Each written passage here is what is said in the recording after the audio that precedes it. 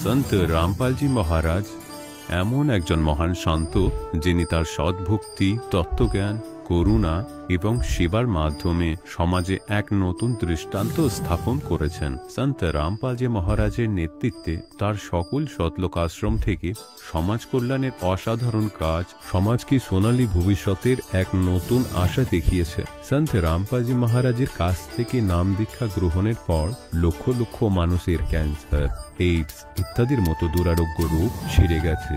সন্তজির জ্ঞানে অনুপ্রাণিত হয়ে তার অনুগামীরা লক্ষ লক্ষ ইউনিট রক্তদান করেছেন। সন্তজি লক্ষ লক্ষ বোন ও কন্যার যৌতুক মুক্ত বিবাহ করিয়েছেন। সন্তজি লক্ষ লক্ষ মানুষকে নেশা থেকে মুক্তি দিয়েছেন। কোটি কোটি ভেঙে যাওয়া পরিবার আবার জোড়া লেগেছে। সন্তজির আশ্রমে সমাগমের সময় বিনামূল্যে চক্ষু চিকিৎসা, দন্ত চিকিৎসা প্রদান করা হয়। সন্ত রামপালজি মহারাজ সময়ে সময়ে পরিবেশ রক্ষার উদ্দেশ্যে ব্যাপক পর্যায়ে বৃক্ষরোপণ করেন। সন্তজি অভাবীদের তাৎক্ষণিক ত্রাণ সরবরাহের জন্য অ্যাম্বুলেন্স পরিষেবা চালু করেছেন। সন্তজি তার অনুগামীদের দেহদানের জন্য অনুপ্রাণিত করেন, যাতে মানবতার সেবা এবং চিকিৎসা ক্ষেত্রে উন্নতি হতে পারে। সন্ত রামপালজি মহারাজের সকল আশ্রমে প্রতিটি সমাগমে বিনামূল্যে ভান্ডারার আয়োজন করা হয়, যেখানে প্রতিটি শ্রেণী, প্রতিটি জাতি এবং প্রতিটি ধর্মের মানুষ একসাথে বসে খাবার খায়।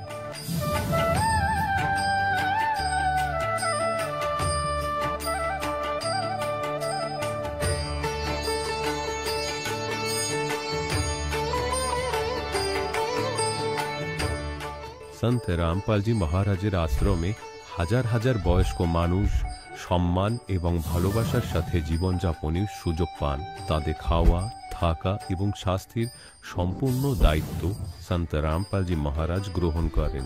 অনাথ শিশুদের জন্য সন্ত রামপালজি মহারাজের সকল আশ্রম কোনো আশীর্বাদের চেয়ে কম নয়। এখানে শিক্ষা, সংস্কৃতি এবং ভবিষ্যতের জন্য উন্নত সুযোগ প্রদান করা হয়। বন্যা হোক, ভূমিকম্প হোক বা মহামারী, সন্ত রামপালজি মহারাজ এবং তার অনুগামীরা সবসময় অসহায় মানুষের জন্য সবার আগে দাঁড়িয়ে থাকেন। কোভিড মহামারীর সময় সন্ত রামপালজি মহারাজের আশ্রম থেকে কোটি কোটি মানুষের জন্য খাবার, ওষুধ এবং জীবন রক্ষাকারী সামগ্রী সরবরাহ করা হয়েছিল। দরিদ্রদের সাহায্য হোক বা কোনো শোষিত ও নিপীড়িত শ্রেণীর অধিকার ও সম্মানের লড়াই, সন্ত রামপালজি মহারাজ সবসময় তাদের কণ্ঠস্বর সরকারের কাছে পৌঁছে দিয়েছেন এবং তাদের যথাযথ ন্যায় বিচার প্রদানে গুরুত্বপূর্ণ ভূমিকা পালন করেছেন। সমাজে আধ্যাত্মিক এবং সামাজিক মূল্যবোধ সম্পর্কে সচেতনতা বৃদ্ধিতে সন্ত রামপালজি মহারাজ প্রতিটি পদক্ষেপে মানবতার সত্যিকারের সেবক হিসাবে প্রমাণিত হয়েছেন। সন্ত রামপালজি মহারাজের জীবন আমাদের শেখায় যে সত্যিকারের সেবা হলো সেই সেবা যা নিঃস্বার্থভাবে করা হয়। আসুন আমরাও সেই মহান সেবার কাজে এই মহান সাধকের সাথে যুক্ত হই এবং সন্ত রামপালজি মহারাজের কাছ থেকে নাম দীক্ষা নিয়ে আমাদের জীবনকে ধন্য করি।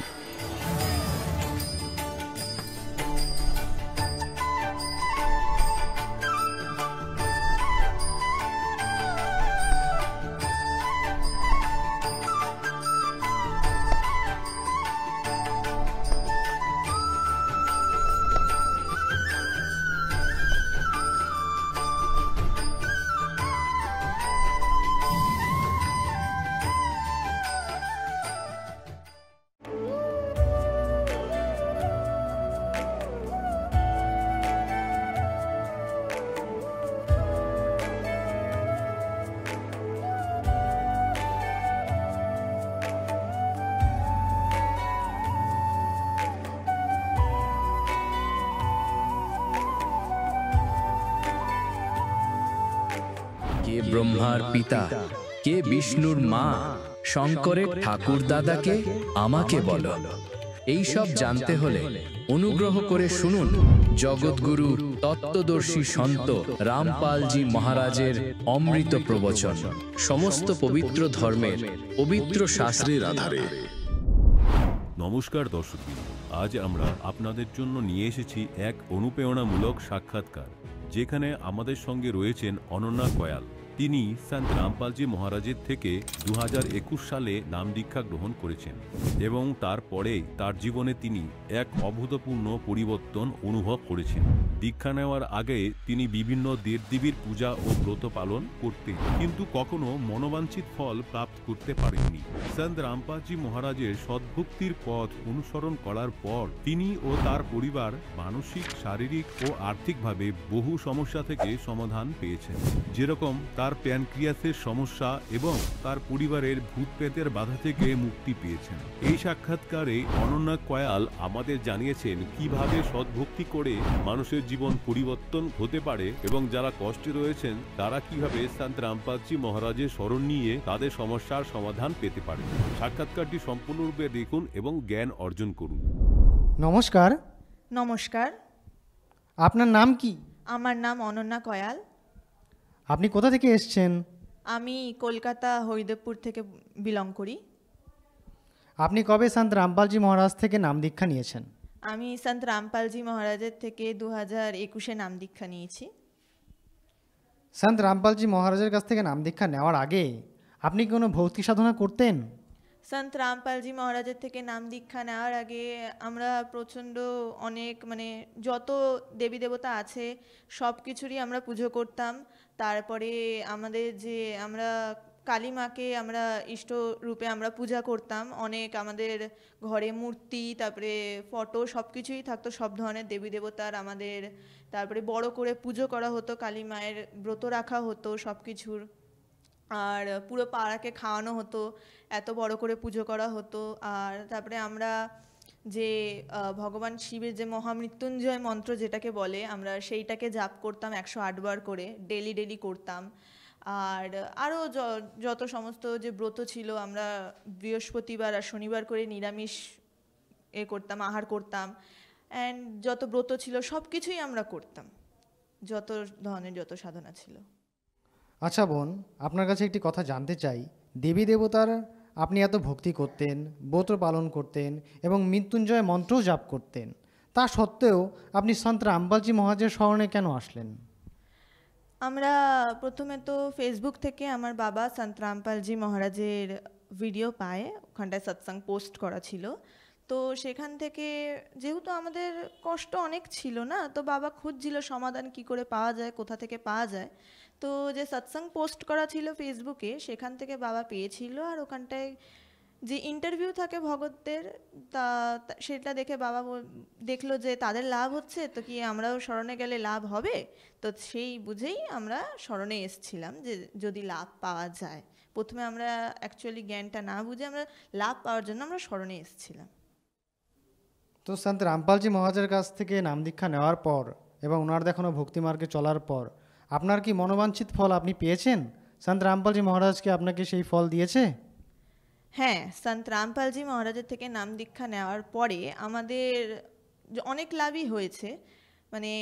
আর্থিক, শারীরিক, মানসিক সব দিক থেকেই লাভ হয়েছে। আমাদের ফ্যামিলিতে অনেক ধরনের লাভ হয়েছে। আমার নিজের হয়েছে, আমার মা, বাবা, ঠাকুমা, ভাই সবার হয়েছে। প্রথমত তো আমার পড়াশোনার দিক থেকে বলছি, পড়াশোনাতে আমি খুবই একটা বিলো অ্যাভারেজ স্টুডেন্ট ছিলাম। তো সেখান থেকে আমার রেজাল্ট ভালো হওয়া স্টার্ট হয়, পড়াশোনাতে আমার কনসেন্ট্রেশন বসে। দ্বিতীয়ত আমার প্যানক্রিয়াসের সমস্যা হয়েছিল, আমার যে পিত্ত যে থলি সেটা কাজ করা বন্ধ করে দিয়েছিল, যার জন্য আমার পুরোপুরি সলিড খাওয়া বন্ধ হয়ে গেছিলো। খালি আমার যে স্যালাইন চলতো সেইটাই, আর যদি খেতাম আমি ওআরএসের যে জল আর কোকোনাট ওয়াটার। তো তারপরে যদিও একটু ঠিক হয়েছিল, তো খাওয়ার মধ্যে অনেক রেস্ট্রিকশনস পড়ে গেছিলো, অনেক অর্ধেকের বেশি খাবারই আমি খেতে পারতাম না, খাওয়া বারণ ছিল। তো তারপরে সন্ত রামপালজি মহারাজের থেকে দীক্ষা নেওয়ার পরে আমার যে এখন আমি সব কিছু খেতে পারি, ইভেন যে কখনো যদি খুচমুচ আমার খিদে পেয়েছে, আমি কোথাও চিপসও কিনে খেতে পারতাম না, এখন আমি সব কিছু খেতে পারি, কোনো কিছুতে রেস্ট্রিকশনস নেই। তৃতীয়ত আমার দীক্ষা নেওয়ার পরে আমি বোধহয় কোনো ভুল করেছিলাম, নিয়মের বাইরে কাজ, যার জন্য আমার মেন্টালি একটু প্রেশার অনেকটাই বেড়ে গেছিলো। ফ্যামিলির কিছু প্রবলেমস ছিল, তারপরে আমার পড়াশোনার প্রবলেম ছিল, তো সব কিছু মিলিয়ে অনেকটাই প্রেশার হয়ে গেছিলো। তো আমার তখন একটা মেন্টাল ডিসঅর্ডার হয়ে গেছিলো, যেটাকে সোম্যাটিক ডিসঅর্ডার বলে। তো ওটার জন্য আমাকে অনেক ডক্টরের কাছে গেছিলাম, ওষুধ খেয়েছিলাম, কিন্তু কোনো দিক থেকেই কোনো কাজ করেনি। তো তারপরে আমাদের সন্ত রামপালজি মহারাজের কাছ থেকে আমরা মানে প্রার্থনা লাগিয়েছিলাম ফোন করে আশ্রমে মালিক গুরুদেবের কাছে।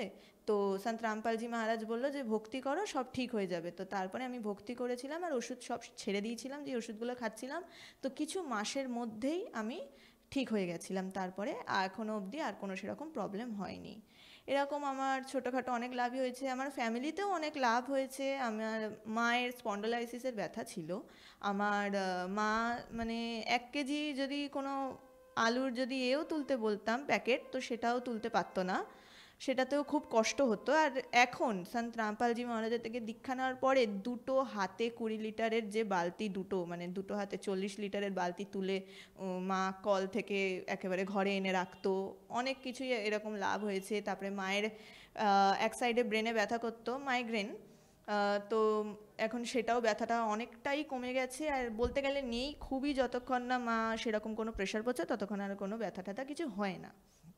অনেক লাভ হয়েছে। তারপরে আমার ঠাকুমার অ্যাস্থমা ছিল, তো ডক্টর বলে দিয়েছিল যে উনি বেশি দিন বাঁচবে না, অ্যান্ড থ্রোট ক্যান্সারের সিমটমস দেখা গিয়েছিল। তো আমরা খুবই ভয় পেয়ে গেছিলাম, আর ঠাকুমার অবস্থা খুবই খারাপ হয়ে এসেছিলো। কিন্তু সন্ত রামপালজি মহারাজের থেকে দীক্ষা নেওয়ার পরেই যে খাট থেকে উঠতে পারতো না, সে এখন হেঁটে চলে দিব্যি বেড়ায়, ছাদে হাঁটে। আমাদের বাড়ি দোতলা বাড়ি, আমাদের দোতলা বাড়ি থেকে ওপর নিচ সারাক্ষণ করে, সব কিছু এখন ঘুরে বেড়ায়, খায় দায়, সব কিছু ঠিকঠাকভাবে করে। তারপরে আমার বাবার দীক্ষা নেওয়ার পরে কোনো ভুলচুক হয়েছিল বলে, নিয়মের বাইরে কাজ বোধহয় করেছিল বলে, তো বাবার এক সাইডে প্যারালাইসিস মানে স্ট্রোক হয়, স্ট্রোক অ্যাটাক একটা, আর এক সাইড প্যারালাইজড হয়ে যাওয়া স্টার্ট করে। ইভেন লেফট সাইডে চোখটা ব্লিঙ্কও হতো না, বন্ধও হতো না। তো ড্রপ দিয়ে ওটাকে ভিজিয়ে রাখতে হতো, কারণ তাহলে শুকিয়ে যাচ্ছিল। তো যখন গুরুদেবের কাছে মানে সন্ত রামপালজি মহারাজের কাছে আমরা প্রার্থনা লাগাই ফোন করে আশ্রমে, তো গুরুদেব বলল যে ভক্তি করো, সব ঠিক হয়ে যাবে। তো বাবাও তখন আর ওষুধ ফষুধ না খেয়ে গুরুদেবের কাছে ক্ষমা চেয়ে আর ভক্তি করতে লাগলো। তো তখন আবার সব কিছু বাবার এখন পুরো সুস্থ আছে। এরকমই অনেক লাভ হয়েছে আমাদের বাড়িতে। অনেক ভূত প্রেতেরও বাধা ছিল, খুবই ইম্পর্টেন্ট এটা, ভূত প্রেতের বাধা খুবই ছিল। আমার মায়ের তো সারাক্ষণ লেগেই থাকতো ভূত প্রেতের বাধা, মা স্বপ্ন দেখতো, ডেলি রাতে উঠে পড়তো চিৎকার করে। তো এখন সেই সব কিছু আর নেই। ভূত প্রেতের জন্য আমাদের যে অশান্তি হতো, ঘরে অনেক অশান্তি হতো, তো সেগুলো এখন সবই কমে গেছে, আর এখন আমরা খুবই ভালোভাবে আছি। আচ্ছা বোন, আমরা তোমার কাছে একটা কথা জানতে চাই যে এই সদ্ভক্তি বলতে কি বোঝায়? কারণ সমাজের সবাই তো ভক্তি করছে, কিন্তু তারা কিন্তু সেরকম লাভ উঠাতে পারছে না। কিন্তু আমরা দেখেছি সন্ত রামপালজি যে ভক্তিগুলো দিচ্ছে তার অনুযায়ীদের, তাদের সবারই অনেক অনেক লাভ হচ্ছে। তো এই সদ্ভক্তিটা কী জিনিস আমাদের একটু বুঝিয়ে বলবে? দেখুন, এখনকার সমাজে যারা সবাই ভক্তি করছে না, সেটা সৎ ভক্তি না। আমরা সবাই যে আমাদের পূর্বপুরুষরা যা বলে এসছে, আমরা সেই দেখা দেখি মুখে শোনা যে ভক্তি, আমরা সেইগুলোই করে আসছি। সবাই আমরাও করতাম, এটা না যে করতাম না, সবাই সেটাই করছে। কিন্তু আমরা সন্ত রামপালজি মহারাজের সৎসঙ্গ শুনে জ্ঞান বুঝে আমরা বুঝেছি যে সদ্ভক্তি কাকে বলে।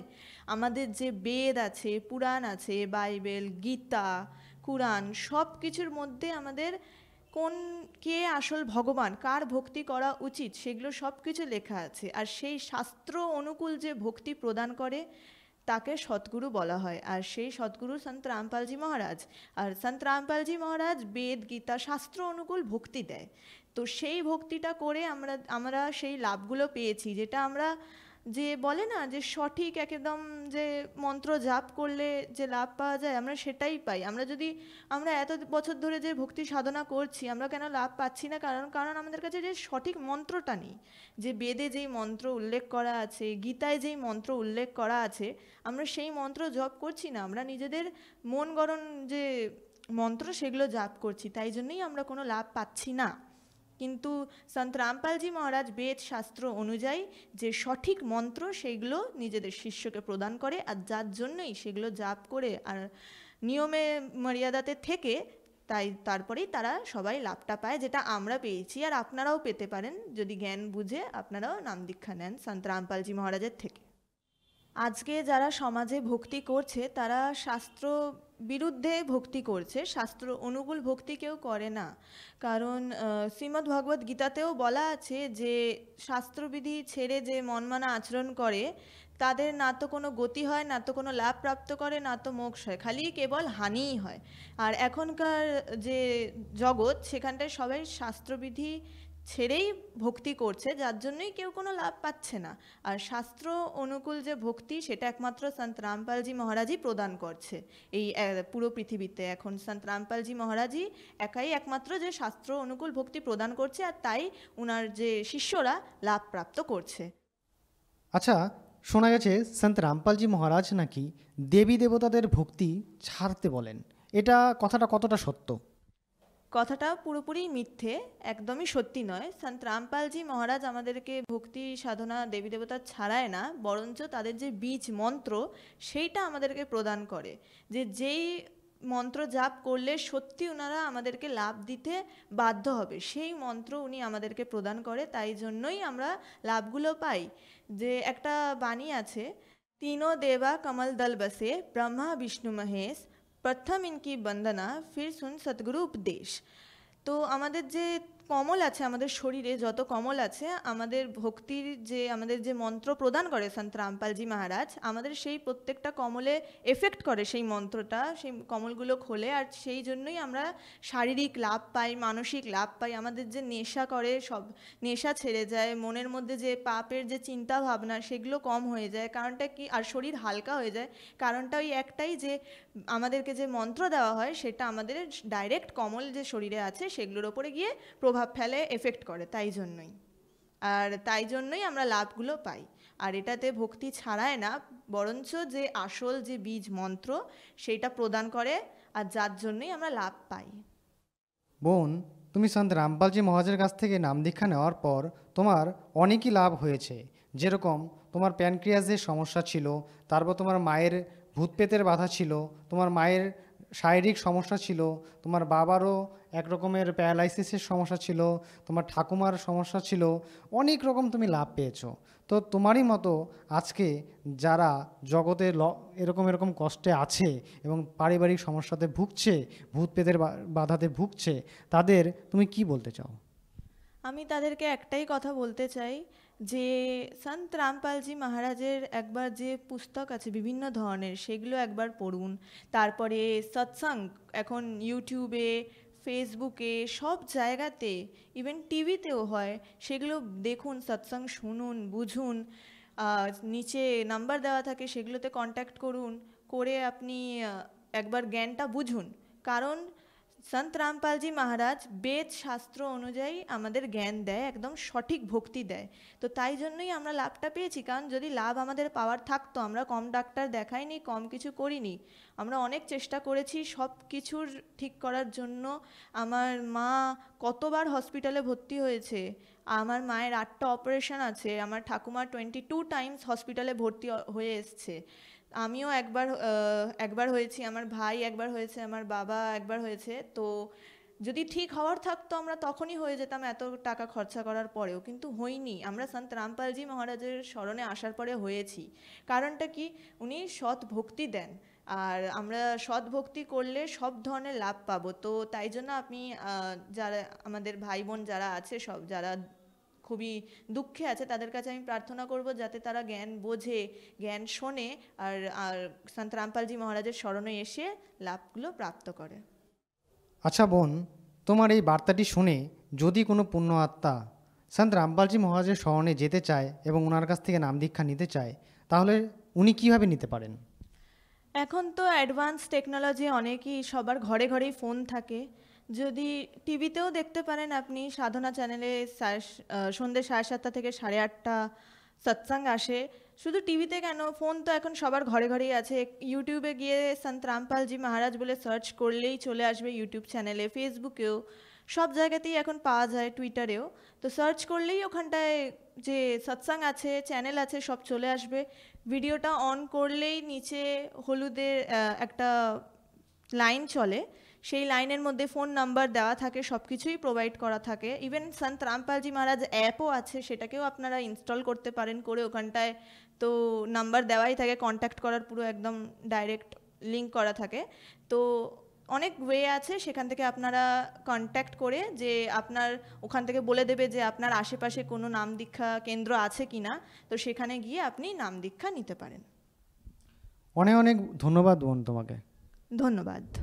দর্শকগণ, এখন আপনি শুনলেন সন্ত রামপালজি মহারাজের থেকে দীক্ষা গ্রহণ করে সুখী হওয়া ভক্তের অভিজ্ঞতা। এখন দেখুন জগৎগুরু তত্ত্বদর্শী সন্ত রামপালজি মহারাজের মঙ্গল প্রবচন।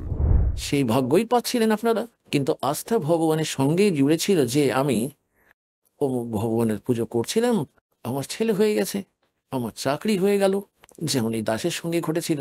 এখন জানতে পারছি যে ভগবানের আমরা পুজো করতাম, তারা তো কিছুই করতে পারবেন না, কিন্তু আমাদের আস্থা ছিল, হচ্ছিল, ফুল ছিল, সংস্কার প্রারব্ধ, আর আমরা ক্রেডিট দিতাম এই ভগবানদেরকে, আর আমাদের চাওয়া থেকেই গেল ভগবানের প্রতি, আর করছিলেন উনি স্বয়ং মালিক। তাই সেই সময় সাধু বেশধারী ভগবান শঙ্কর বললেন যে নিমা, তোমার স্বামী কোথায়, ডাকো। সে তার স্বামীকে ডাকলো। তখন ভগবান শিব বললেন, অর্থাৎ যিনি সাধু রূপে দাঁড়িয়েছিলেন, এক কাজ করো বাচ্চা, একটি কুমারী গাই নিয়ে এসো, যে দুধ পান করা সবে ছেড়েছে আর ষাঁড় গরু তাকে টাচ করেনি। যাকে সঙ্গ বেল नहीं লাগা। আর এক কুমারের ঘর থেকে একটা একদম তাজা স্বচ্ছ একটা ছোট মটকা নিয়ে আসবে, যাতে করে দুধ দুইবে ঘোড়া, ছোট ঘোড়া পাত্র, যেমন আজকাল ডেকচি হয় না, ডেকচি ঠিক ওই ওই রকম সাইজের। সে তৎক্ষণাৎ গেল, কুমারী গাই নিয়ে এলো, আর এক কুমারের ঘর থেকে হাড়ি টাইপ মটকা নিয়ে এলো। ভগবান শিব ওই বাছুরের কোমরের ওপর হাত চাপালেন, তার লম্বা লম্বা স্তন হয়ে গেল, ওই পাত্রটি নিচে রেখে দিল, আর ওই পাত্র ভরে গেল, আপনা আপনি বন্ধ হয়ে গেল, আর পরমাত্মা সেই দুধ পান করলেন। তখন সেই বৃদ্ধার ওই মায়ের বিশ্বাস হলো, তখন সেই মায়ের বিশ্বাস হলো যে এবার সে মরবে না, আর মহাত্মার চরণ ছোলো এবং কয়েক শোবার নমস্কার করলো। আপনি তো সত্যি ভগবান এসেছেন, এই প্রকার পরমাত্মার দুধ পান করলেন। এবার পুণ্যাত্মারা দেখুন, এবার আমরা সবার আগে পরমাত্মার পরিচয় করব, তবেই আমাদের হৃদয়ে আস্থা হবে যে হু ইজ গড, পরমাত্মা কে।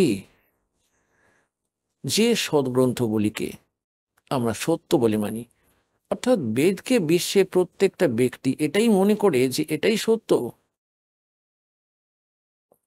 আর বিশেষ করে হিন্দুদের তো হৃদয়ে বসেই আছে চার বেদ। আর পুণ্যাত্মারা বেদ কি, এটা কোনো ডুম ভাটের গান নয়, গড গিভেন স্পিরিচুয়াল নলেজ, এবং ভগবানের মহিমাই আছে এগুলির ভিতরে। এবার বেদের ভেতরে যে জ্ঞান রয়েছে, ভগবানের মহিমা রয়েছে,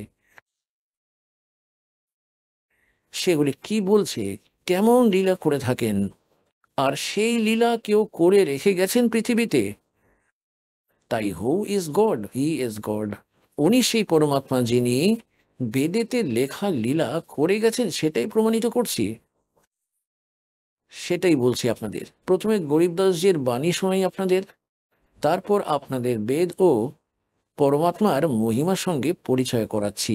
ভক্তি মুক্তি লে উতরে ও মেটন তিনু তাপে, তিন তাপ নাশ করার এমন এক জড়ি নিয়ে অবতরিত হয়েছেন, এমন মন্ত্র নিয়ে অবতরিত হয়েছেন যে তিন তাপেরও নাশ ওতেই হয়ে যাবে।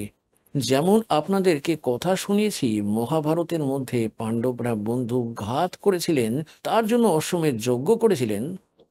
ভগবান শ্রীকৃষ্ণ বলছিলেন যে তোমরা যে বন্ধুঘাত করেছো, ওই তিন তাপের অন্তর্গত ওই প্রেতাত্মারা তোমাদেরকে অতৃষ্ট করছে, ওই মৃতদের, সেই মৃতদের আত্মা বিরক্ত করছে, তিন তাপের অন্তর্গত, তার জন্য অশ্বমেধ যজ্ঞ করা হয়েছিল। কিন্তু কোনো ঋষি মহর্ষি ও শ্রীকৃষ্ণের ভোজন খাওয়াতে ওই শঙ্খ বাজেনি, অর্থাৎ ওই যজ্ঞ সম্পূর্ণ হয়নি।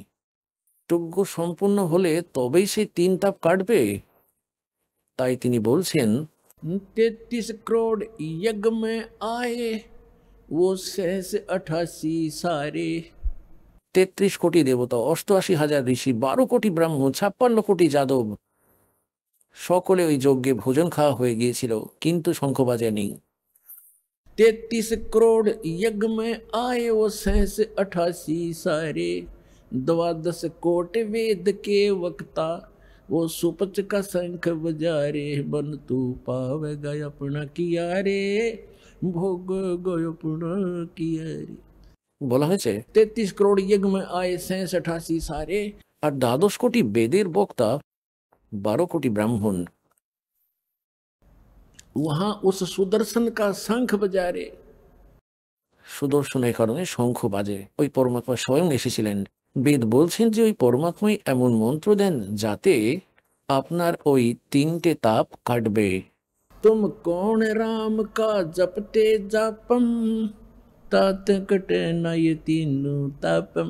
আর এক্ষুনি আপনাদেরকে বললাম বেদে ঋগ্বেদ মন্ডল নম্বর 9 সূক্ত 95 মন্ত্র নম্বর 2 আর 94 মন্ত্র 1, 9 মন্ডলের সূক্ত 94 মন্ত্র 1 স্পষ্ট করা হয়েছে যে পরমাত্মা কবিদের মতন আচরণ করে থাকেন, ঘুরে বেড়ান এবং তার মুখকমলে বাণী বলে থাকেন। আর ওই পরমাত্মা একটি গুপ্ত মন্ত্রের আবিষ্কার করে থাকেন, প্রকট করেন গুপ্ত মন্ত্রটিকে। ওটাই ওই 3টে তাপকে কাটবে। আর সেটাই গরিবদাসজি বলছেন, তার প্রমাণ দিচ্ছেন। ভক্তি মুক্তি লে উতরে, উতরে মানে অবতরিত হলেন, সশরীরে আসেন, নেমে আসা যেমনকার তেমন আসা। ভক্তি মুক্তি লে উতরে ও মেটন तीनों ताप, मोमिन का डेरा लिया वो कह कबीरा बाप।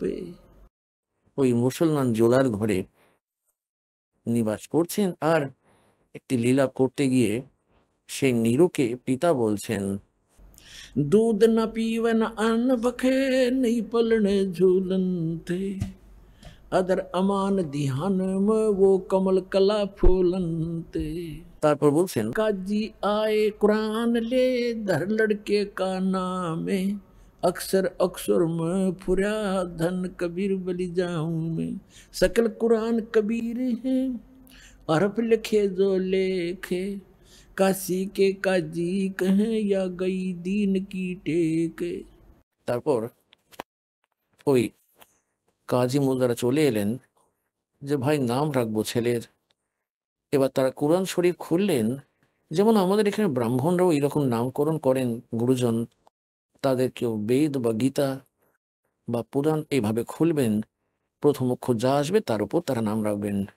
তাই তারাও কোরআন শরীফটি খুললেন, তাতে ছেলের নাম খুঁজতে লাগলো। তার মধ্যে সবার প্রথমে সুরত ফুরকানিতে কবির নাম পেল, কবির।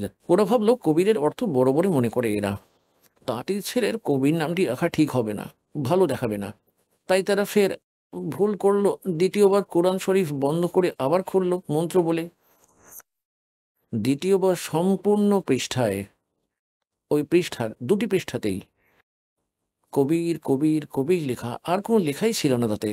তারপর আরো উল্টে দেখলেন সম্পূর্ণ কোরআন, তারা যেটা পুস্তক নিয়ে এসেছিলেন তার সম্পূর্ণ অক্ষর কবির কবির হয়ে গেল পুরোটাতেই। নাও রাখো, এবার কি রাখবে তার নাম। আর এবার পরমাত্মা বললেন, হে কাজীরা, আমার নাম কবিরই থাকবে। আর এই কোরআনে অন্য কোনো অক্ষর ছিল না, ওখানে আছাড় মেরে রেখে দিয়ে গেলেন, আর কবির নাম মালিকের সুপ্রসিদ্ধ হয়ে গেল। শিব উত্তরে শিবপুরী সে অবগত বদন বিনোদে, मैके कमल खुशी भये जब लिया इसको गोदे। পরমাত্মাকে কোলে তুলে নিলেন। শিব নিচে নেমে এলেন শিবপুরী থেকে, নিজের লোক থেকে, শিব মন্ডল থেকে, শিবের ধাম থেকে। और मैके कमल खुशी भये लिया इसको गोद। কবি সাহেব বাচ্চাটিকে কোলে তুলে নিলেন। नजर नजर से मिल गई किया इस परिणाम में, धन मोमन धन पूर्ण धन काशी बलि जाऊं मैं।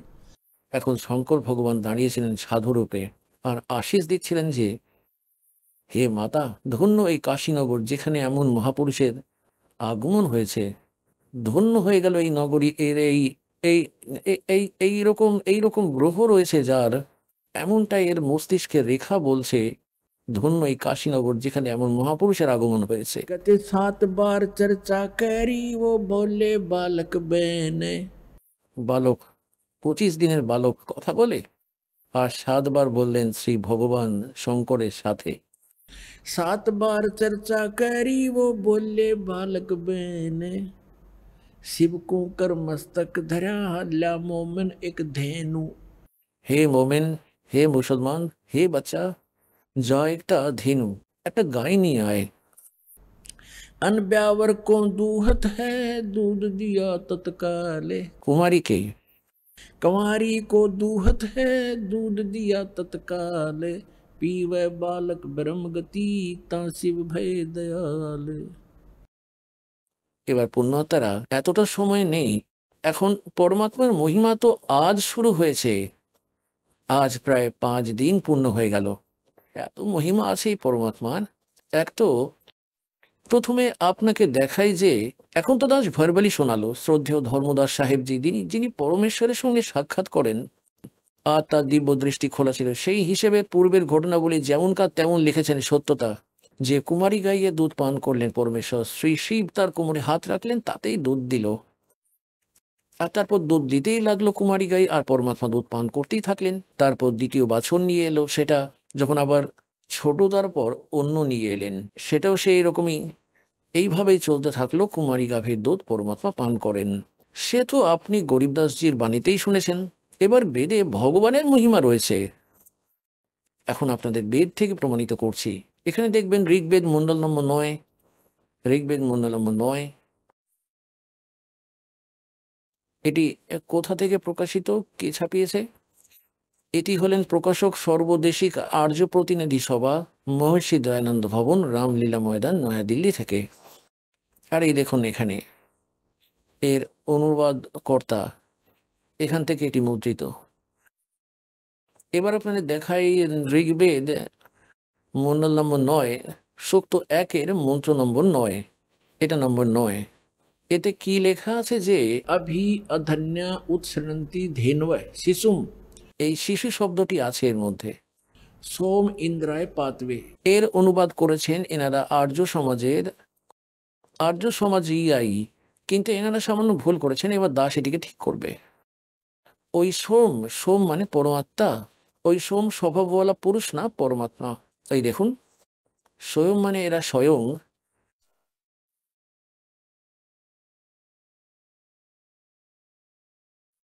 এখানে দেখবেন এখানে তারা নিজেরাই লিখছেন প্রথম মন্ত্রে মণ্ডল নম্বর 9, নবম মণ্ডল, সূক্ত নম্বর 1-এর মন্ত্র নম্বর 1-এ ওই সোম মানে সোম স্বভাবওয়ালা পরমাত্মা, হে সোম স্বভাবযুক্ত পরমাত্মা, ওই সোম মানে পরমাত্মা।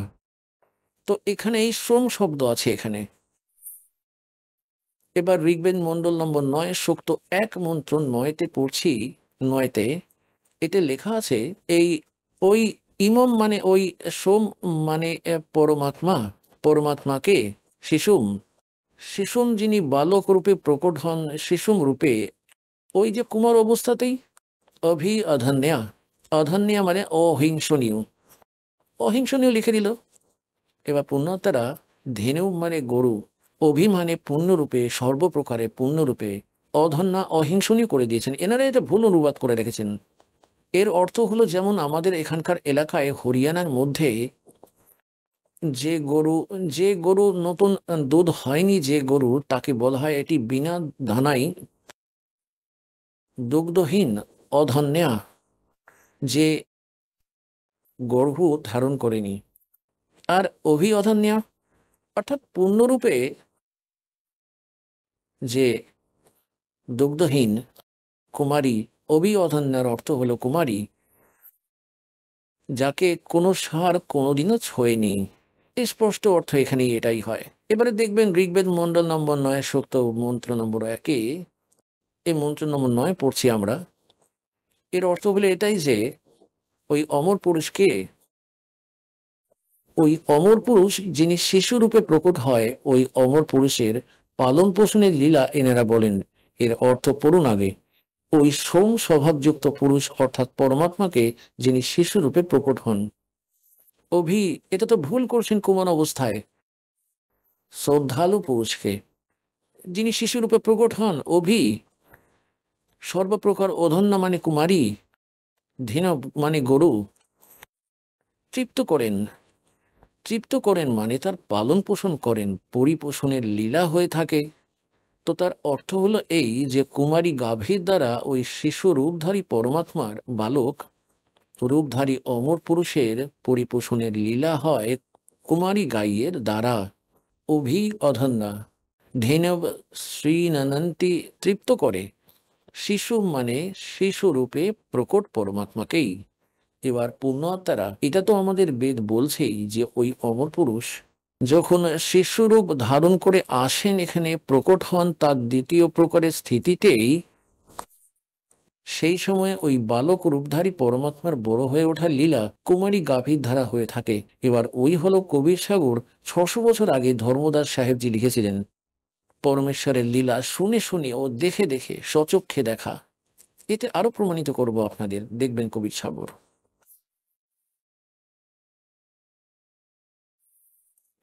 খেমরাজ শ্রীকৃষ্ণ দাস প্রকাশন, মুম্বাই থেকে প্রকাশিত। এই দেখুন, এখানে দেখুন, এই হলো কবির সাগর। আর এরকে কবিরপন্থী ভারত পথিক স্বামী যুগলানন্দ বিহারী দ্বারা পরিশ্রুত। কোথা থেকে ছাপানো হয়েছে? প্রকাশক ও মুদ্রক হলেন খেমরাজ শ্রীকৃষ্ণ দাস, অধ্যক্ষ শ্রী ভেঙ্কটেশ্বর প্রেস, খেমরাজ শ্রীকৃষ্ণ দাস মাল, মুম্বাই। এইসব এবার আমি আপনাকে এর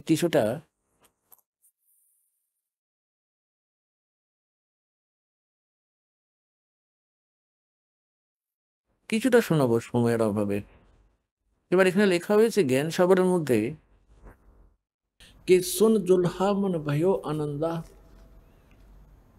জিমি চকোর পায়ো নিশি চন্দা। রাত্রে যেমন তিতির পাখি চাঁদ দেখতে পেয়ে যায়, ততটাই খুশি হলেন বাচ্চাটিকে পেয়ে। আর সুত লে চলে হর্ষ মন कीना, तासो पुन असबोल ही दीना। सुत काशी को ले चले लोग देखते आव, अन पानी बक्से नहीं जुल्हा शोक जनावे। সে কিছু খাওয়া দাওয়া করেনি, তাই দুঃখিত হয়ে গেল জুলাহা।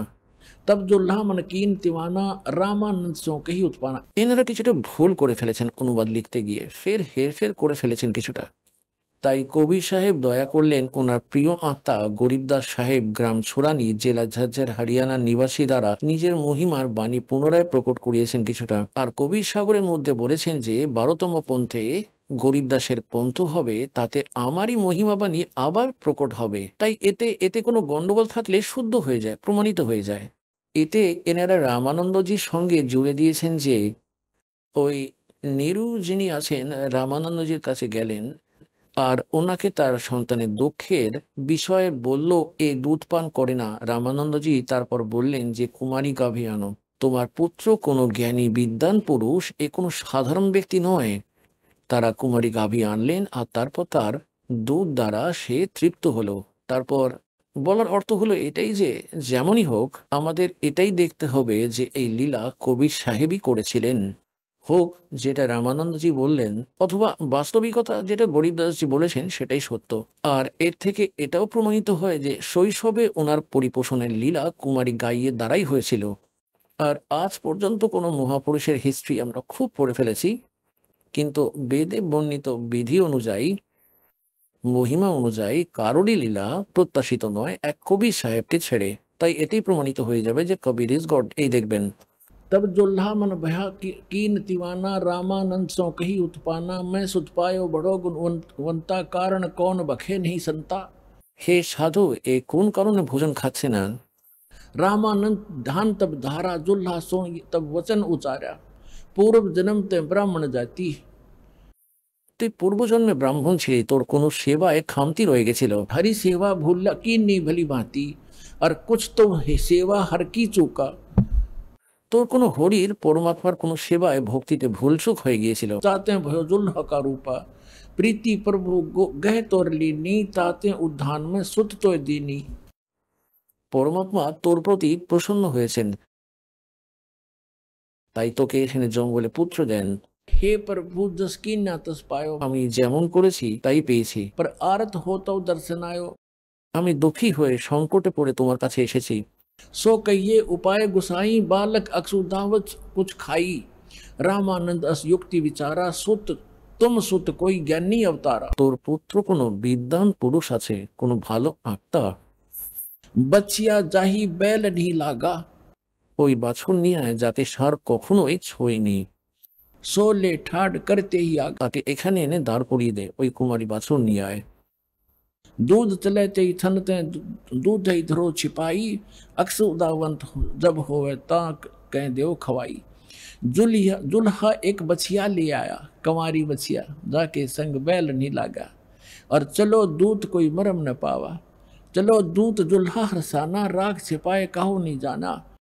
এখানে দূত শব্দটি রয়েছে না, এখানে এবার এনারা দূত কে ছিলেন যেটা এখানে লেখা রয়েছে, এই পরমাত্মা এসেছিলেন, ভগবান শঙ্কর এসেছিলেন আর তারপর চলে গেলেন, হঠাৎ অন্তর্ধান হয়ে গেলেন।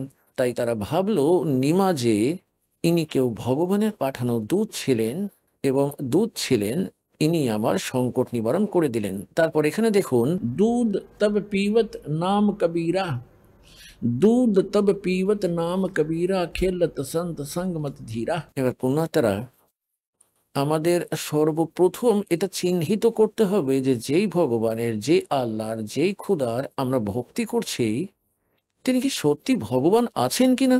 একদমই ঠিক। আমরা যখন কোনো কারবার করতে চাই, কোনো কিছু কিনি অথবা কোনো বস্তু নিই, তখন এটা দেখব যে সেটা সেই বস্তু আদৌ সেটাই কিনা। তাই আজ আপনাদের সামনে আমাদের পবিত্র সদ্গ্রন্থ বেদ প্রমাণিত করলো যে ভগবান যখন শিশুরূপ ধারণ করে আসেন, ওনার পরিপোষণের লীলা কুমারী গাভীর দ্বারাই হয় এবং পরমেশ্বর স্বয়ং 600 বছর আগে সেই লীলা করেছিলেন, কারণ তার এটাই গুণ, তিনি এটাই করে থাকেন। আর এটাও বেদে প্রমাণিত আছে যে তিনি উপরের লোকে থাকেন, সশরীরে মনুষ্য সদৃশ্যে দেখতে রাজার সমান সিংহাসনে বিরাজমান রয়েছেন, সেখান থেকে সশরীরে চলে আসেন, শ্রেষ্ঠ আত্মাদের সঙ্গে মেলেন, তাদেরকে উপদেশ করেন, জ্ঞান শোনালেন, কবিদের মতো আচরণ করেন, আর তিনি এইরকমই গুপ্ত মন্ত্রের আবিষ্কার করে থাকেন। আর এটাই শ্রদ্ধেয় গরিবদাস সাহেবজি বলে দিয়েছেন এবং সেটাই আমাদের 600 বছর আগে মালিক লীলা করেছিলেন, ওনার জীবনীতে বিদ্যমান রয়েছে। তো গরিবদাস সাহেবজি বলেছেন যে हम सुल्तानी नानक तारे दादू को उपदेश दिया, जात जुलाहा भेद न पाया, वो काशी मोह कबीर हुआ। अनंत कोट ब्रह्मंडे का एक रति नहीं भारे, सतगुरु पुरुष कबीर हैं ये कुल के सर्जनहारे। এরপরে রামানন্দ এবং পরমেশ্বরের গোষ্ঠী অন্য কোনো দিন শোনাবো। এমন কামাল করে রেখেছেন গরিবদাস সাহেবজি, যথার্থ চিত্রার্থ করে রেখেছেন পরমাত্মার সচক্ষে দেখা মহিমা। তো পুণ্যাত্মারা সৌভাগ্য আপনাদের, আপনি সেই সকল বাচ্চারা ভগবানের যারা 64 লক্ষর মধ্যে থেকে, এবং আপনাকে খুঁজে চলেছেন কোথাও না কোথাও থেকে নিয়ে আসছেন, যে কোনো মাধ্যমে হোক না কেন, কোনো পুস্তকের মাধ্যমে হয়, টিভির মাধ্যমে, আপনারা হলেন সেই হীরা পরমাত্মার, যার জন্য পরমাত্মা বলতেন গোত্তা মারুं স্বর্গ মে আর যা बैठूं পাতাল। গরিবদাস কবি সাহেবের মহিমা গান করছেন, গরিবদাস ঢুঁढता फिरूं अपने हीरे मोतीलाल। আপনারা দেখছেন এই আশেপাশে এলাকার লোকেদের বিশ্বাস হচ্ছে না যে বড়বালার থেকে কেউ এসেছে বলে, আর আপনারা হাজার হাজার, 2000, 1500, 500, 800 কিলোমিটার থেকে পরমাত্মার টানে এখানে চলে আসছেন আপনারা। তাই আপনি ওই পরমাত্মার বিশেষ আত্মা। তাছাড়া পরমাত্মা তো বলেছেনই যে এবার পুরো বিশ্বকেই জ্ঞান শোনাবো, এরা সবাই আমারই সন্তান। এরা একটু দেরিতে আসবে, পছতাবে এবং খুবই কাঁদবে এই সময়ের জন্য। এবার গরিবদাস সাহেবজি বলছেন যে ये संसार समझदा नहीं कहंदा श्याम दोपहरे नू, ভুল সাধনা করছে, সেটাকেই সত্য মনে করছে। এমন নোংরা লোকে এত দুঃখ পাচ্ছে, তবুও বলছে যে আমরা ঠিকঠাক রয়েছি। এই আমরা ঠিকঠাক রয়েছি? আপনি যেই হন না কেন, মুখ্যমন্ত্রী আছেন, কাল অ্যাক্সিডেন্টে মারা গেলেন, ছাতা ঠিকঠাক আছেন, কাল গাধা হয়ে যাবেন। তাই বলছেন যে ये संसार समझदा नहीं कहंदा श्याम दोपहरे नू, জ্বলে পড়ে যাচ্ছে রোদে আর বলছে আমি ঠিকঠাকই রয়েছি, সন্ধে বলছে এটাকে।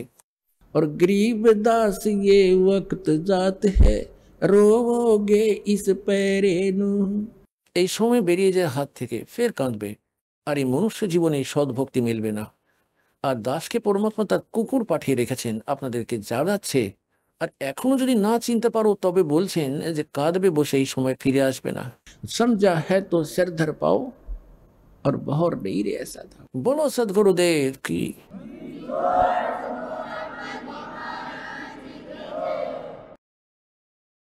পরমপিতা পরমাত্মা পূর্ণ ব্রহ্ম সর্বসৃষ্টির রচয়িতা কবির পরমেশ্বরের অসীম দয়ায়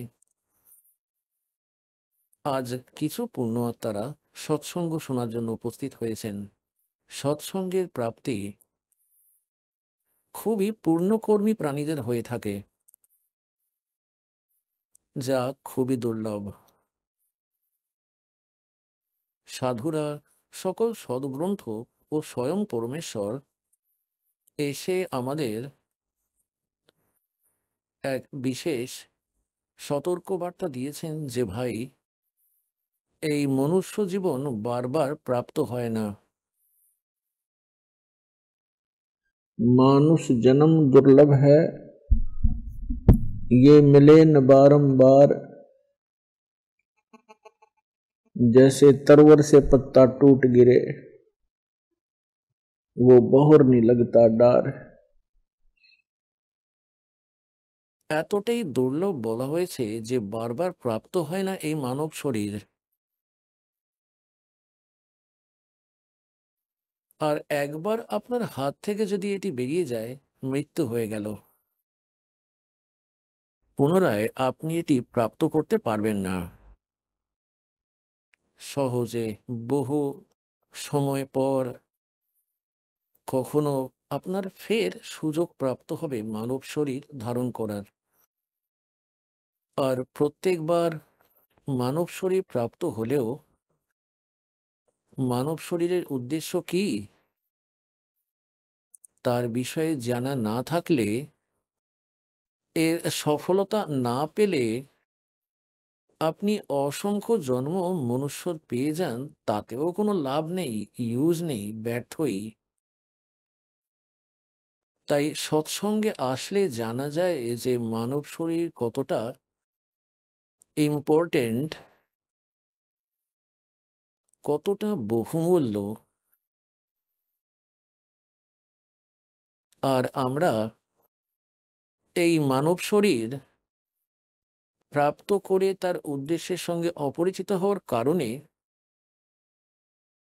আমরা অসংখ্য মানব শরীর নষ্ট করে ফেলেছি।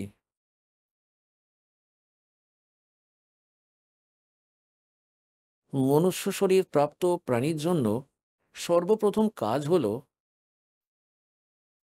যে তাকে পূর্ণ গুরুর খোঁজ করতে হবে। আর পূর্ণ গুরু বলতে কি বোঝায়, যা আমাদের সদ্গ্রন্থতেও বলা আছে, আর মহাপুরুষদের অমৃত বচনেও এর নির্ণয় করেছে পূর্ণ সদ্গুরু কে হবেন। সর্বপ্রথম কাজ হলো মনুষ্য জীবনে ভক্তি করা। তারপর যার নিজের নির্বাহ থাকে তা প্রত্যেক প্রাণী করছে, পশুরাও করছে, পাখিরাও করে থাকে, যেভাবেই হোক। ডাকাত চোরেরাও নির্বাহ করছে, সভ্য ব্যক্তিরাও নিজেদের নির্বাহ করে থাকেন। রাজা হয়েও তিনি নির্বাহ করেই কাটিয়ে দেন। কিন্তু মানব জীবনে সফলতা ততদিন সুলভ হয় না যতদিন পূর্ণ পরম সন্ত না মিলবে আর সত্য সাধনা প্রাপ্ত হবে না। সদ্গুরু পাওয়ার পরে, সত্য সদ্গুরু পেয়ে যাওয়ার পরে মানব শরীরের জন্য আবশ্যক মোক্ষদায়ক বস্তুগুলি প্রাপ্ত হয়ে যায়, তত্ত্বজ্ঞানও মিলে যায়। সেই রিয়েল মোক্ষ মন্ত্র, রিয়েল বাস্তবিক মোক্ষ মন্ত্র মিলবে। তারপর সাধককে মনে করিয়ে দেওয়া হয় যে মনুষ্য জীবন বড়ই মুশকিল প্রাপ্ত হওয়া। সাধনাকালের মধ্যে মর্যাদা খুবই অনিবার্য হয়ে থাকে। তাই সব প্লাস এবং মাইনাস পয়েন্ট, সব ফাউল পয়েন্টস বলে দেওয়া হয়। আর যে সাধক সদ্গুরুর বচনকে ভিত্তি করে তাদের নিজের ভক্তি সাধনা জীবনরূপী সফরে যাত্রা করে থাকেন, সেই পূর্ণ আত্মারা সফল হয়ে যান। তাই সবার প্রথমে মনুষ্য জীবন, তারপর গুরুপূর্ণ হবেন, তারপর চেলাও শুরু হোক। সুর মানে সুরবীর।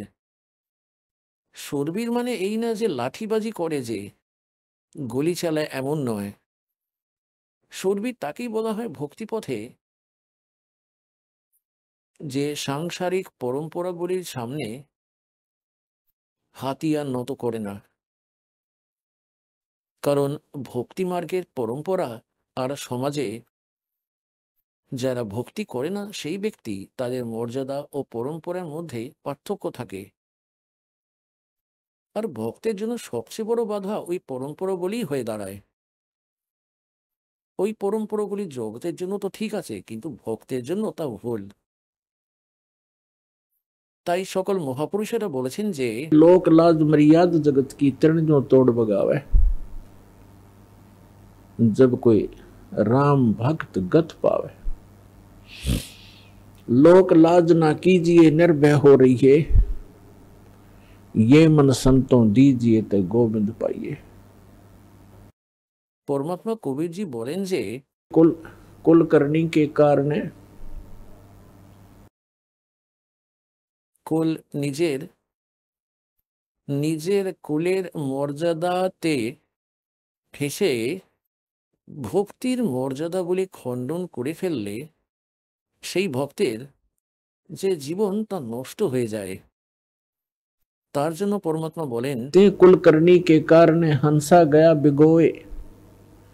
বিগয় মানে ভক্তি নাশ করে ফেলেছে সে নিজের, যদি কুলকর্ণীর মতো বিধি মর্যাদার দিকে তাকায়। তারপর এই কুল কি করবে যেদিন তুই চার পাইতে থাকবি?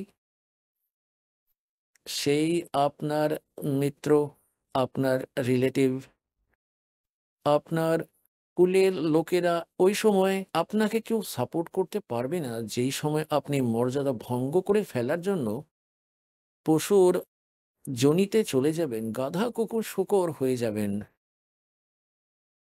তো পরমাত্মা বলেন যে कि कुल करनी के कारण हंसा गया बिगो, और फिर ये कुल क्या कर लेगा जब तू चार पांव का हो।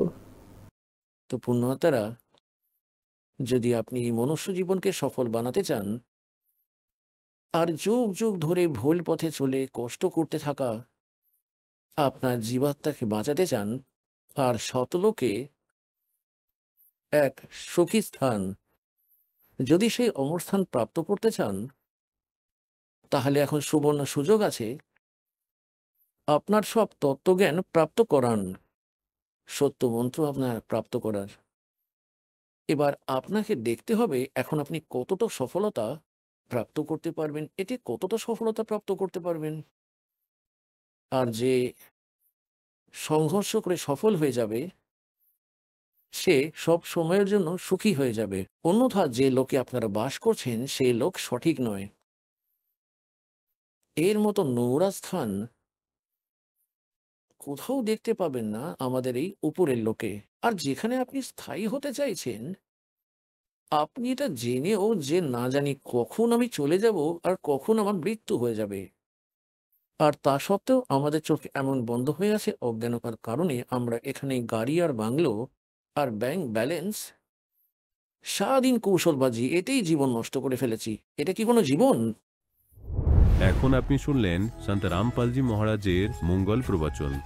আসুন এখন শুনি সন্ত রামপালজি মহারাজের থেকে নাম দীক্ষা গ্রহণ করে এবং সদ্ভক্তি করে আশ্চর্যজনক লাভ অর্জনকারী অনুগামীদের অভিজ্ঞতা। দর্শকবৃন্দ, আজ আমরা আপনাদের সামনে তুলে ধরতে চলেছি কবিতা দাসের এক অনুপ্রেরণাদায়ক যাত্রা, যেখানে তিনি ভক্তির পথে নানা অভিজ্ঞতার সম্মুখীন হয়েছেন। পূর্বে তিনি শিব ও দুর্গার উপাসনা করতেন, তবে এক মারাত্মক দুর্ঘটনার পর তার জীবনে এক নতুন মোড় আসে। টেলিভিশনের মাধ্যমে তিনি সন্ত রামপালজি মহারাজের সঙ্গে যুক্ত হন, জ্ঞান গঙ্গা বই পড়েন এবং অবশেষে নাম দীক্ষা গ্রহণ করেন। দীক্ষা গ্রহণের পর তার দীর্ঘদিনের পুরনো কাশির সমস্যা দূর হয় এবং দুবার মৃত্যুর মুখ থেকে ফিরে আসার অলৌকিক অভিজ্ঞতা লাভ করেন। এই সাক্ষাৎকারে তিনি আমাদের কাছে শেয়ার করেছেন কিভাবে সন্ত রামপালজি মহারাজের আশীর্বাদে তার জীবন পরিবর্তিত হয়েছে এবং কেন তিনি সবাইকে নাম দীক্ষা নেওয়ার জন্য অনুরোধ জানাচ্ছেন। চলুন শুনিনি কবিতা দাসের তার অনুপ্রেরণাদায়ক গল্প তারই মুখ থেকে। নমস্কার। নমস্কার। আপনার নাম? কবিতা দাস। আপনি কোথা থেকে এসেছেন? পশ্চিম মেদিনীপুর, খড়গপুর থেকে। সন্ত রামপালজি মহারাজের কাছ থেকে নাম দীক্ষা নেওয়ার আগে আপনি কি কি ভক্তি সাধনা করতেন? দুর্গার করতাম, শিবের করতাম, শিবের ভক্তি করতাম, তারকেশ্বর যেতাম, শ্রাবণ মাসে জল ঢালতাম, শ্রাবণ মাসে উপোস থাকতাম। দিয়ে তার সেই পুজো করতে করতে আমি অ্যাক্সিডেন্ট হয়ে গেলাম, 15 দিন সরকারি হসপিটালে ভর্তি থাকলাম। আপনি শিবের ভক্তি সাধনা করতেন, যার ফলে আপনার একটি অ্যাক্সিডেন্ট হয়ে যায়, যার ফলে আপনি হসপিটালে ভর্তি থাকেন। তারপরে সন্ত রামপালজি মহারাজের কাছ থেকে নাম দীক্ষা আপনি কিভাবে নিলেন? এই টিভিতে দেখেছি ওনার সৎসঙ্গ, তারপরে বাড়িতে বই নিয়েছে, বই পড়েছি, বই পড়ে সৎসঙ্গ দেখে তারপরে আমি দীক্ষা নিয়েছি সন্ত রামপালজি মহারাজের। অনেক উপকার পেয়েছি, এই উপকার বলার মতো না, এত উপকার পেয়েছি আমি। কি কি উপকার পেয়েছেন? উপকার পেয়েছি যেমনি আমার 1 বছর ধরে কাশি হতো, এখানে ওষুধ ওখানে ওষুধ কিনে কিনে খেতাম, কমে যেত, 2 দিন আবার হতো, আবার কিনে আনতাম, আবার হতো, এই করে করে পুরো 1 বছর ধরে আমার কাশি ছিল। সেই কাশি হতে যখন আমি সরকারি হসপিটালে দেখাতে গেলাম, তখন ডাক্তার বলল, কতদিন আপনার কাশি হয়েছে?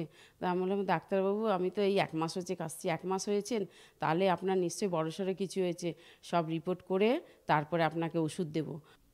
রিপোর্টগুলো দেখিয়েছি, দেখতে পারেন আপনারা, আমার কাশি অনেক দিন হয়েছিল, ডাক্তার বলছিল, ওষুধ দিয়েছে, খেয়ে এখন সন্ত রামপালজি মহারাজের আমি ভালো আছি।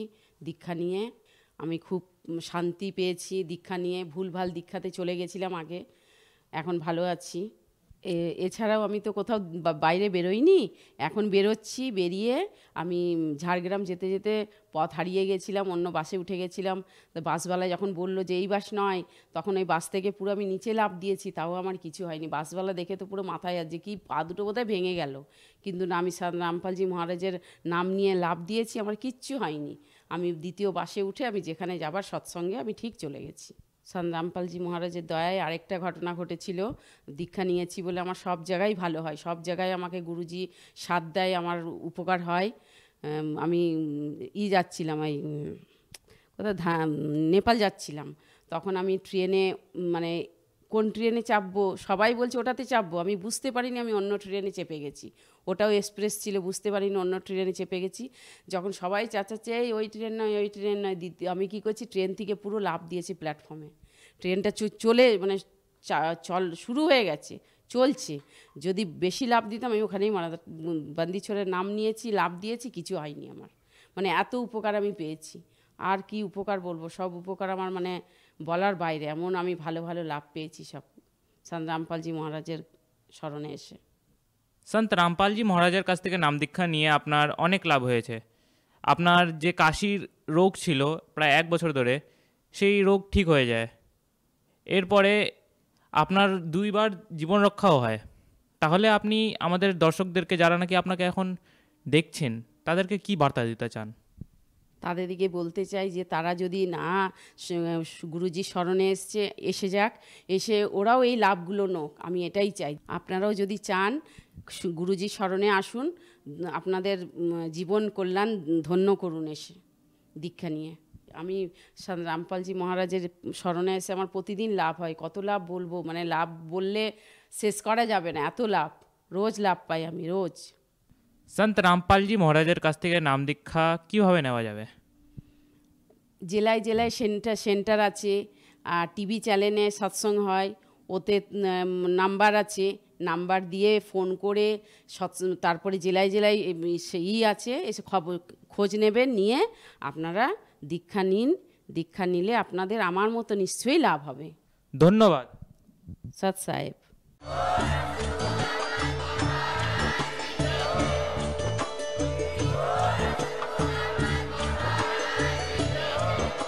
আপনারা শুনছিলেন জগৎগুরু তত্ত্বদর্শী সন্ত রামপালজি মহারাজের মঙ্গলময় প্রবচন। অধিক তথ্য জানার জন্য ভিজিট করুন আমাদের ওয়েবসাইট www.jagatgururampalji.org। সন্ত রামপালজি মহারাজের শুভাশীর্বাদে সম্পূর্ণ বিশ্বে 500-এরও অধিক নাম দীক্ষা কেন্দ্র আছে।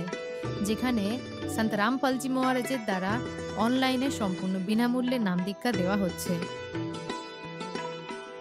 আপনার নিকটবর্তী নাম দীক্ষা কেন্দ্রের ঠিকানা জানার জন্য যোগাযোগ করুন 918882914911